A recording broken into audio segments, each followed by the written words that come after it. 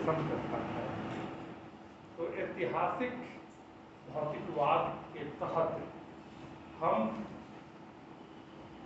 उसके मानव इतिहास पर उसके प्रयोग की बात करते हैं, उसकी व्याख्या भी करते हैं, उसका विश्लेषण भी करते हैं। और ये जो सारी चीज़ें हैं, एक जो मानव समाज जब से वजूद में आया तब से एक जो है सो आपको जिसको हम लोग कहते हैं अंग्रेजी में थॉट प्रोसेस का विचार प्रक्रिया जिसे कहते हैं उसके साथ जुड़ा हुआ है। और ये विचार प्रक्रिया जो है सामाजिक प्रक्रिया, सोशल प्रोसेस जो होता है, क्योंकि मानव समाज जब से वजूद में आया हम किसी न किसी तरह की सामाजिक प्रक्रिया से गुजर रहे हैं और उसके अनुसार ही हमारे संघर्ष भी हो रहे हैं और विचार प्रक्रिया भी चल रही है। तो इसलिए इस विचार प्रक्रिया को भी समझना बहुत जरूरी है। और इस विचार प्रक्रिया की जब हम बात करते हैं तो इसमें बात ज्ञान की आ जाती है। आखिर ज्ञान क्या है? तो ज्ञान को अगर हम सीधे सीधे शब्दों में कहना चाहें तो कह सकते हैं कि जो सृष्टि है, जो हमारा ब्रह्मांड है, सिर्फ हमारी दुनिया नहीं, मैं सिर्फ इस प्लेनेट की बात नहीं कर रहा हूँ, पूरा ब्रह्मांड है जिसमें हमारी धरती के अलावा बहुत सारे नक्षत्र हैं, तारे हैं, सितारे हैं, गैलेक्सीज हैं, बहुत कुछ है, यानी तो बहुत ही विशाल है। तो हम उसकी बात कर रहे हैं कि जो आखिर ब्रह्मांड के यानी जो सृष्टि और प्रकृति के जो रहस्य हैं वो हमारे जीवन पर किस तरह से प्रभाव डालती है, जब उसकी खोज शुरू होती है और सूत्रबद्ध तरीके से जो चीज़ें सामने आती हैं जिन पे काफ़ी विमर्श होता है, उसके बाद फिर उनमें बदलाव भी होता है। तो इसीलिए होगा कि एक प्रक्रिया है जो चलती रहती है। तो इस ये हमारा जो है सो विचार प्रक्रिया है। और इसके दायरे में आप दर्शन की बात करें और दर्शन की बात करेंगे, भारतीय दर्शन के संदर्भ में वेद की भी बात करेंगे, उपनिषद की भी बात करेंगे, आप जो है सो मीमांसा की भी बात करेंगे, स्मृतियों की भी बात करेंगे। ये एक पक्ष है।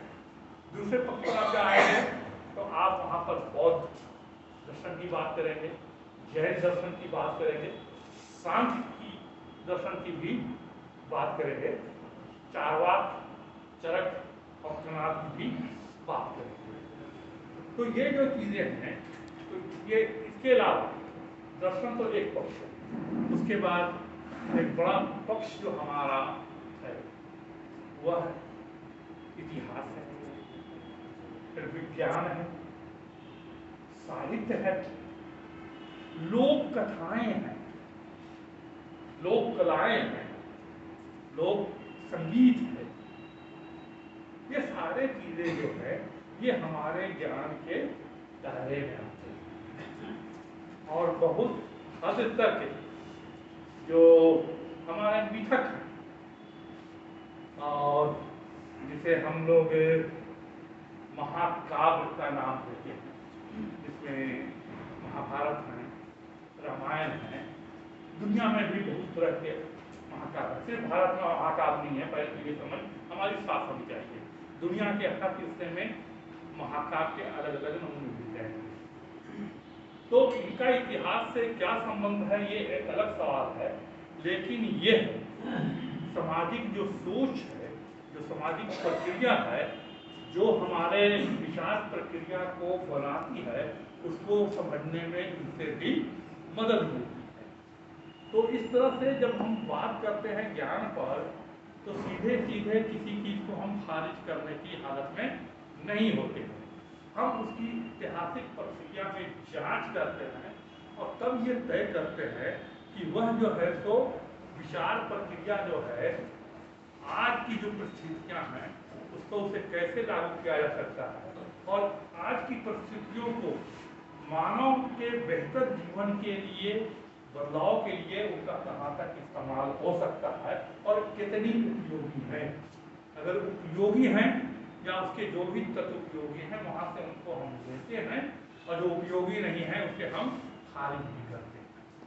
और इसीलिए चाहे हमारे धर्म ग्रंथ हो, दर्शन हो, साहित्य हो, सब का मूल्यांकन और पुनर्मूल्यांकन यानी जांचना और फिर जांचने का काम सिलसिला चलता रहता है। यहाँ पर एक बाधा आती है और वो बाधा होती है धर्म शास्त्रों को लेकर, धर्म ग्रंथों को लेकर। सारे धर्म ग्रंथ जो ये कहते हैं कि जो सच है वह शाश्वत है, और दूसरा कहते हैं अंतिम सत्य। अब ये ऐसा क्यों कहते हैं? वो इसलिए कहते हैं कि ये वो मानते ये हैं, पहले बात रामचंद्र जी ने भी कही और वो भी कहा है, उनका जो ब्रह्मांड की जो समझ है वो समझ ये है कि ब्रह्मांड जो हमारा जो सृष्टि है वो ब्रह्मांड हमारी चेतना की वजह से है, और हमारी चेतना की वजह से है तो उसकी सृष्टि करने वाला कौन है? अब वह सृष्टि करने वाला ईश्वर, अल्लाह, और जो भी नाम आप ठीक समझे इस्तेमाल कर सकते हैं वो है, और जो कुछ होता है उसकी वजह से। और ये आगे बढ़कर भाग की बात करता है कि जो आपके भाग में है वही आपको मिलेगा, भाग से ज्यादा और समय से पहले आपको नहीं मिलने वाला है। भाग किसी ने देखा नहीं और समय को निर्धारित नहीं किया गया कि समय के पहले सीमा क्या है या नहीं गया। तो इसलिए एक तरह से ये जो है सो शासक और शोषक के हाथ का बहुत मजबूत हथियार भी है, औजार भी है, और हर दौर में शासक और शोषक ने इस औजार और हथियार का इस्तेमाल बड़ी ही चालाकी से, बड़ी महीनी से, बड़ी सूझबूझ के साथ किया है। क्योंकि ये पूरे का पूरा जो की अवधारणा है, जो सोच है, वो कहीं न कहीं पर जो है तो हमारे सोचने की जो प्रक्रिया है उस प्रक्रिया में बाधा डालती है, रुकावट पैदा करती है। हमारी चेतना को भी वो कुंद करती है, और जब चेतना कुंद होती है तो हम शायद सोचना छोड़ देते हैं, और जब सोचना छोड़ देते हैं तो यथा स्थिति जो स्थिति है उसको मानने को तैयार हो जाते हैं। तो उसकी जो बदलने की बात है वो लड़ाई कहीं न कहीं बाधित हो जाती है, रुक जाती है या पीछे पड़ जाती है। इसके बरक्स वैज्ञानिक सोच है जो पहले विषय पर बात हुई थी। वैज्ञानिक सोच बहुत साफ कहती है कि ये जो ब्रह्मांड है इसके केंद्र में पदार्थ है। भारतीय दर्शन शास्त्रों में और धर्म ग्रंथों में पदार्थ नहीं करके द्रव आया है। तो द्रव और पदार्थ की जब आप विवेचना करेंगे तो आप पाएंगे दोनों समान अर्थी है। तो ये विज्ञान के मुताबिक जो है वह पूरे ब्रह्मांड के केंद्र में पदार्थ है, उसकी उत्पत्ति भी इसी पदार्थ की वजह से है, और इसलिए है कि पदार्थ जो है वो ठहरा हुआ नहीं है, उसमें गति है, आंतरिक गति भी है और बाह्य गति भी है। और इसकी वजह से क्या होता है कि उसमें जो है तो एक टकराहट, और वो टकराहट की वजह से नई उत्पत्ति होती है।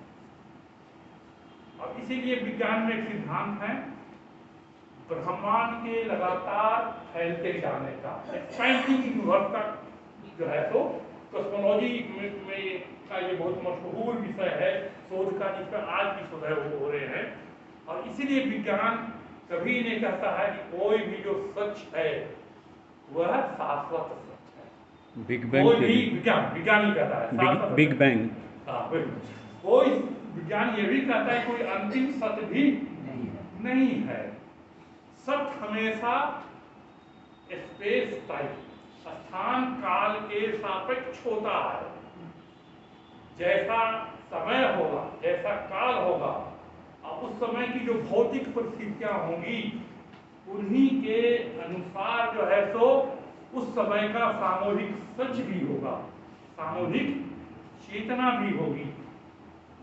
और जो परिवर्तन चाहते हैं उनको अपने समय की, अपने युग की सामूहिक चेतना को जानना, समझना बहुत जरूरी हो जाता है। और जो भौतिक स्थितियां होती हैं वर्तमान, उनके आधार पर उनका विश्लेषण करना भी जरूरी हो जाता है। तभी आप किसी सही नतीजे पर पहुंचते हैं और आगे बढ़ते हैं। एक विडंबना है हमारे देश में कि भारत को एक आध्यात्मिक देश के तौर पर पेश किया जाता रहा। जब भी बात होगी आध्यात्मिक, उसकी वजह यह है कि जैसा कि काशीनाथ जी ने कहा था, एक सवाल भी आया था कि एक ऐसा समय आया कि भारत में जो विज्ञान का विकास था वह अवरोध हो गया। क्यों अवरोध हो गया? उसकी वजह बताई थी, एक वजह बड़ी थी। जिस वक्त यूरोप में वैज्ञानिक अनुसंधान हो रहे थे, नई नई खोज की जा रही थी, भारत, यूनान और मिस्र में हम दर्शन और धर्म में उलझे हुए थे और सारी बातें दर्शन और धर्म को लेकर थी। नई खोज और वैज्ञानिक खोज को लेकर करके विमर्श था ही, और उसके भी अपने सामाजिक कारण थे। क्योंकि शिक्षा को बहुत कुछ लोगों के लिए मखसूस कर दिया गया था, उनकी पहुंच के अंदर कर दिया गया था, बाकियों को शिक्षा से वंचित कर दिया था। आप सोचिए कि वह व्यक्ति जो हमारे समाज में हाथ के काम करता था, लकड़ी का काम करे, लोहे का काम करे, चमड़े का काम करे, इस तरह के काम करे, और जिससे वो औजार बनाता था, उसकी समाज में कोई कदर नहीं थी। अगर उसे मौका मिलता, समाज ने मौका दिया होता, तो एक अच्छा इंजीनियर हो सकता था, सिर्फ कारीगर बनकर वो नहीं रह जाता, और वह ऐसी तकनीक दे सकता था जो अपने समय की समस्याओं के समाधान में मदद करती। लेकिन जो हमारे यहाँ एक बनावट थी जिसकी चर्चा हुई है, यानी वो जो वर्ण व्यवस्था थी, श्रेणीबद्ध वर्ण व्यवस्था, जो बाद में फिर बहुत ही कहिए कि जाति व्यवस्था में भी बदलती है। और इन सबों ने जो है सो समाज में जो है सो कुछ लोगों को विशिष्ट और कुछ लोगों को बिल्कुल जो है सो समाज से निष्कासित कर दिया, उनके सारे अधिकार से उन्हें वंचित किया, पढ़ाई लिखाई से वंचित किया। नतीजा ये हुआ कि हम दर्शन में तो उलझे रहे लेकिन विज्ञान में पिछड़ गए। तो ये एक वजह रही थी, तो इसको भी हमें समझने की जरूरत है।